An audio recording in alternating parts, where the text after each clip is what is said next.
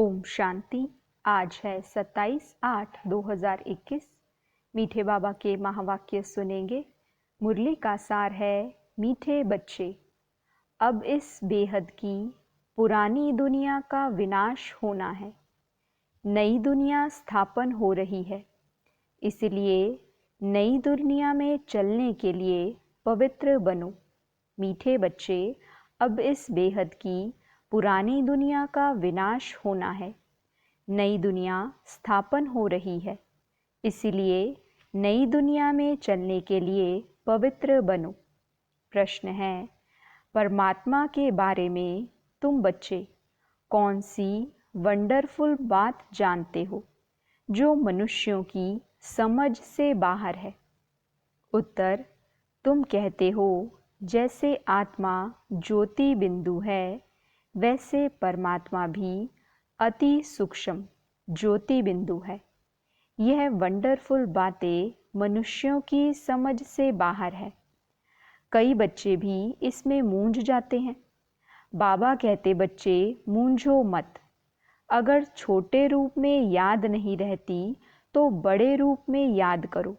याद ज़रूर करना है। गीत है, रात के राही थक मत जाना। ओम शांति।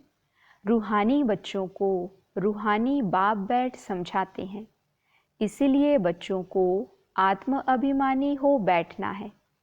ऐसा और कोई जगह समझाया नहीं जाता।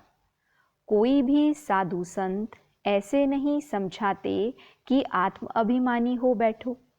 यह एक बाप ही समझाते हैं और किसको कहने आएगा ही नहीं। यह युक्ति कोई बता नहीं सकेंगे। तुम बच्चे भी समझते हो हम आत्मा हैं। आत्मा ही एक शरीर छोड़ दूसरा लेती है। कब बैरिस्टर कब डॉक्टर बनती है। आत्मा ही अभी पतित बनी है, फिर पावन बनेगी। आत्मा में ज्ञान धारण होता है। बाप निराकार ज्ञान का सागर है, तो ज़रूर आकर ज्ञान सुनाएंगे ना। पतित पावन है तो ज़रूर आकर पावन बनाएंगे। वह है सुप्रीम परमपिता परमात्मा। मैं तुम्हारा बाप सुप्रीम हूँ, नॉलेजफुल हूँ। मुझे अपना शरीर नहीं है। यह सब नॉलेज तुम्हारी आत्मा धारण करती है, तो तुमको आत्म अभिमानी बनना है। देह अभिमान नहीं रखना है और कोई ऐसी जगह नहीं जाना। सुनने और सुनाने वाले दोनों देही अभिमानी हो। बाप तो है ही निराकार। वह आकर तुमको राजयोग सिखलाते हैं। बाकी सब मनुष्य हैं ही देह अभिमानी। भले लक्ष्मी नारायण के लिए कहेंगे ये आत्म अभिमानी थे, फिर भी देह भान तो रहता है ना। यह ज्ञान परमपिता परमात्मा ही आकर देते हैं। आत्मा को धारण करना होता है। आत्मा को ही पतित से पावन होने की युक्ति बताते हैं। अभी सारी दुनिया का डाउनफॉल है, फिर राइज करने आते हैं। यह तुम बच्चे जानते हो। डाउनफॉल माना डिस्ट्रक्शन, राइज माना कंस्ट्रक्शन। स्थापना और विनाश। स्थापना किसकी? नई दुनिया की, स्वर्ग की स्थापना। और फिर पुरानी दुनिया, हेल, नरक का विनाश। डिस्ट्रक्शन और कंस्ट्रक्शन। कलयुग है पुरानी दुनिया, इसका विनाश ज़रूर चाहिए। विनाश की निशानी यह महाभारत लड़ाई है। महाभारत का वृतांत महाभारत शास्त्र में दिखाते हैं। बाप ब्रह्मा द्वारा स्थापना करते हैं, सो तो ज़रूर नई दुनिया की करेंगे ना। यह है बेहद का विनाश और बेहद की स्थापना। बाप ही नया मकान बनाएंगे बच्चों के लिए, फिर पुराना ज़रूर खल्लास करेंगे। तुम समझते हो बाबा अब नई दुनिया स्थापन कर रहे हैं। तमो प्रधान से फिर सतो प्रधान बनाने के लिए हमको तैयार कर रहे हैं। विनाश के लिए महाभारत की लड़ाई मशहूर है। कहते हैं यह वही समय है। वही स्टार्स आकर आपस में मिले हैं जो महाभारत के समय थे। इस सीढ़ी में भी लिखा गया है भारत के उत्थान और पतन की अद्भुत कहानी। इस लाइन में कल्प कल्प अक्षर भी आना चाहिए। शुरू से अंत तक मनुष्य 84 जन्म लेते हैं, यह भी तुम्हारी बुद्धि में है। मनुष्यों की बुद्धि को तो एकदम गोदरेज का ताला लगा हुआ है। इन बातों को मनुष्यों को जानना है। आत्माएं जहाँ शरीर धारण करती हैं पाठ बजाने, बाबा कहते आत्माएं यहाँ शरीर धारण करती हैं पाठ बजाने, तो ड्रामा के आदि मध्य अंत के क्रिएटर, डायरेक्टर, मुख्य एक्टर्स आदि को जानना चाहिए ना। अभी तुमको ड्रामा के आदि मध्य अंत हु इज़ हु सारे ड्रामा का पता पड़ गया है, शुरू से लेकर अंत तक। बाप द्वारा यह नॉलेज सारी मिल रही है। सृष्टि चक्र कैसे फिरता है, इनको कहा जाता है रूहानी नॉलेज। जिस्मानी ज्ञान को फिलॉसफी कहा जाता है। स्पिरिचुअल नॉलेज, रूहानी नॉलेज को ज्ञान कहा जाता है। अब यह सब बातें बच्चों की बुद्धि में बिठाई हैं। बच्चे जानते हैं अब 84 जन्मों का नाटक पूरा होता है। अभी हम वापस जाते हैं, परंतु पतित कोई वापस जा ना सके। नहीं तो इतने जब तब तीर्थ आदि क्यों करते। पवित्र बनने लिए ही गंगा स्नान करने जाते हैं, परंतु उससे कोई पावन तो बन नहीं सकते, इसलिए वापस कोई जा नहीं सकते। गपोड़े तो बहुत लगाते हैं कि फलाना पार निर्वाण धाम गया, ज्योति ज्योत समाया। बाप ने समझाया है वापस कोई जाता नहीं है, सब एक्टर्स यहाँ ही हैं। अभी नाटक पूरा होता है तो सभी स्टेज पर खड़े हुए हैं। अभी सब यहाँ मौजूद हैं। मनुष्यों को पता नहीं कि बौद्धि, क्रिश्चियन आदि कहाँ हैं। तुम समझते हो जो सब आत्माएं ऊपर से यहाँ आई हैं, वह सब इस समय तमो प्रधान है। तमो प्रधान से सतो प्रधान कल्प पहले भी बने थे। बाप ही आकर स्थापना विनाश कराते हैं। कहते भी हैं यह ज्ञान राजाओं का राजा बनाने वाला है। यह बेहद के बाप ने कहा है कि मैं तुमको राजाओं का राजा बनाता हूँ। कृष्ण तो स्थापना नहीं कराते, क्रिएटर बाप है। बाप ही आकर समझाते हैं कि तुम मुझे बुलाते ही तब हो जबकि सृष्टि पतित है। ऐसे नहीं कि मैं नई सृष्टि रचता हूँ। जैसे दिखाते हैं प्रलय हुई, यह सब रॉन्ग है। मनुष्य बुलाते ही हैं कि हे पतित पावन आओ, तो ज़रूर पतित दुनिया में आएंगे ना। बाप ही आकर कृष्णपुरी का साक्षात्कार कराते हैं। दिखाते हैं कृष्ण पीपल के पत्ते पर सागर में आया। यह है ठीक बात। नई दुनिया में फर्स्ट कृष्ण ही आते हैं। नई दुनिया में फर्स्ट कृष्ण ही आते हैं। सागर में नहीं, परंतु गर्भ महल में आते हैं। अंगूठा चूसते बड़े आराम से गर्भ महल में रहते हैं। सतयुग में जो भी बच्चे होते हैं गर्भ महल में हो रहते हैं। उन्होंने गर्भ महल की बात को फिर सागर में पत्ते पर बिठा दिखाया है। वह सब है भक्ति मार्ग की बातें। बाप इन सब शास्त्रों का सार बैठ समझाते हैं। यहाँ गर्भ जेल में रहते हैं, तब कहते हैं हमको बाहर निकालो, फिर हम पाप नहीं करेंगे।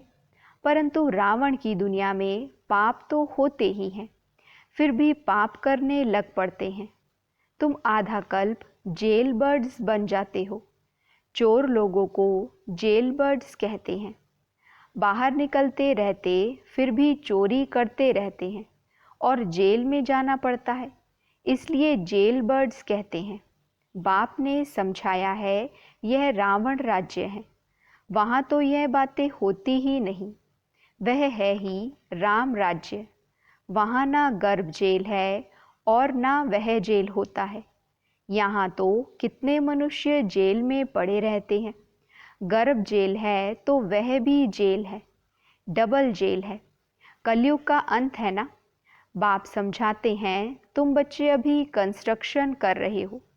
राइज और फॉल हर कल्प होता ही रहता है। राइज और फॉल दुनिया का होता है। उसमें मुख्य पाठ है भारत का।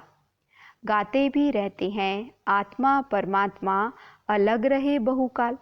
तो उसका भी हिसाब चाहिए ना। कौन सी आत्माएं बहुत काल से अलग रही हैं। पहले पहले देवी देवता धर्म की आत्माएं आती हैं पाठ बजाने। अभी वह देवता है नहीं जो राज्य करके जाते हैं। उन्हों के चित्र निशानियां रहती हैं। राजाई तो खत्म हो गई। हेवन खल्लास हो जाता है तो फिर हेल होता है। फिर हेल खत्म तो हेवन बनता है। तो नई दुनिया का कंस्ट्रक्शन होता है और हेल का डिस्ट्रक्शन होता है। कंस्ट्रक्शन के लिए बच्चे चाहिए ना। रहने वाले भी तुम हो। पहले तो तुमको दैवी गुणों वाला देवता बनना पड़े। यह भी गायन है मनुष्य से देवता। मूद पलिती मनुष्य है ना। भगवान उवाच, ग्रस व्यवहार में रहते कमल फूल समान बनना है। यह इस मृत्यु लोक का है ही अंतिम जन्म। इसमें पवित्र बनना है। यह अच्छी रीति समझाना चाहिए। हम यह मृत्यु लोक का अंतिम जन्म पवित्र रहते हैं। बाप कहते हैं, इन विकारों पर जीत पाने से तुम विश्व का मालिक बनेंगे। बच्चे भी सुनकर फिर औरों को समझाते हैं कि इस पुरानी दुनिया का विनाश सामने खड़ा है। यह वही महाभारत की लड़ाई है। काम महाशत्रु है, इसलिए प्रतिज्ञा करो। अभी तुम समझते हो हम पवित्र बनते हैं। इस पुरानी दुनिया का विनाश जरूर होना है। उनके पहले पवित्र जरूर बनना है। विनाश होता है फिर तो बात मत पूछो। हाहाकार हो जाता है। बहुत कड़ा मौत है। तुम देखते भी नहीं, बाबा कहते तुम देख भी नहीं सकेंगे। कोई का ऑपरेशन होता है तो कमज़ोर लोग ठहरते नहीं, गिर पड़ते हैं। इसलिए डॉक्टर लोग फैमिलीज़ को तो अलाउ नहीं करते। यह तो कितना भारी ऑपरेशन होगा। एक दो को मारते रहेंगे। यह है डर्टी दुनिया, कांटों का जंगल। सत्युग को कहा जाता है गार्डन ऑफ फ्लावर्स, फूलों का बगीचा। देवताएं चैतन्य फूल है ना। मनुष्य तो समझते हैं बहिश्त में कोई फूलों का बगीचा होता है। जो सुनाते हैं सो कह देते हैं, जो सुनते हैं सो कह देते हैं। गार्डन ऑफ अल्लाह कहते हैं ना। फिर ध्यान में भी गार्डन देखेंगे।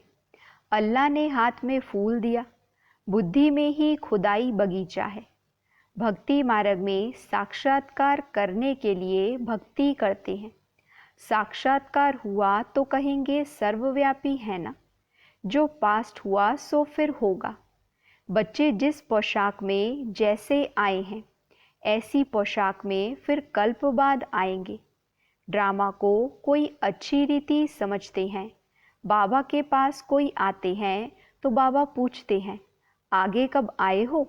कहते हैं, हाँ बाबा, आपसे कल्प आगे भी मिले थे। आपसे वर्षा लेने आए थे। बाबा पूछते हैं, क्या मर्तबा पाया था? बाबा मम्मा कहते हैं तो ज़रूर उन्हों के घराने में आएंगे। बाबा कहते हैं, ऐसा पुरुषार्थ करो जो ऊंच पद पाओ। यह सब बातें तुम्हारी बुद्धि में है। बरोबर लड़ाई भी है। नरक विनाश तो होना ही है। तुम्हारे पास चित्र बड़े फर्स्ट क्लास हैं। यह कृष्ण के 2 गोले वाला चित्र भी छपाना चाहिए। इसमें बड़ा क्लियर है। स्वर्ग के द्वार खुलते हैं तो नरक तरफ लात है। तुम्हारा भी मुंह है स्वर्ग तरफ। यह तो बिल्कुल एक्यूरेट बात है। जानते हो, अभी हमको घर जाना है तो घर को ही याद करना पड़े। पुरानी दुनिया को भूलना पड़े। इसको कहा जाता है बेहद का वैराग्य। पुरानी दुनिया को छोड़ हम बाबा के पास जाते हैं। याद की यात्रा से ही जाएंगे। मुख्य है ही याद की बात। याद तो सब करते हैं ना। अभी बाप यथार्थ बात आकर समझाते हैं कि मुझे याद करो। यह है अव्यभिचारी याद, सो भी अर्थ सहित। तुम जानते हो शिव बाबा भी बिंदी है। अपने को भी आत्मा बिंदी समझे, बाप को भी बिंदी समझे। नई बात देख भूल जाते हैं। अपने को आत्मा समझ फिर बाप को और अपने घर को याद करना है। अच्छा, बिंदी छोटी लगती है, घर तो बड़ा है ना। घर को याद करो, बाबा भी वहाँ रहते हैं। हम तुम वहाँ जाएंगे जहाँ बाबा रहते हैं। बिंदी याद नहीं पड़ती है। अच्छा, घर तो याद पड़ता है ना। वह है शांति धाम और वह है सुख धाम। यह है दुख धाम। अभी तुम नंबरवार पुरुषार्थ अनुसार पढ़ रहे हो, फिर सुखधाम में आ जाएंगे। बाप के बच्चे हैं तो ज़रूर स्वर्ग की बादशाही चाहिए। कल्प पहले भी शिव बाबा आया था, स्वर्ग की बादशाही दी थी। तुम भूल गए हो। बाप कहते हैं अभी फिर आया हूँ तुमको देने। कितनी बार तुमने राजाई ली और गवाई है, अनगिनत बार वर्षा लिया है, फिर भी ऐसे बाप को भूल क्यों जाते हो। माया के तूफान से बहुत लड़ाई होती है, इसलिए नाटक भी दिखाते हैं। माया उस तरफ खींचती है, प्रभु इस तरफ खींचते हैं। ज्ञान में विघ्न नहीं पड़ते, याद में विघ्न पड़ते हैं। इसमें ही मेहनत है। अब बाप कहते हैं महारथी बनो। इस पुरानी दुनिया को तो आग लगनी है। इस यज्ञ में सारी पुरानी दुनिया स्वाहा होनी है, तो महावीर भी बनना है। तुम बच्चों को अखंड, अटल, अडोल राज्य पाना है। तुम्हारा बुद्धि योग बाप के साथ ऐसा रहे, जो बल कितना भी तूफान आए माया कुछ कर ना सके। यह है तुम्हारी पिछाड़ी की अवस्था, जब ट्रांसफ़र होना होता है।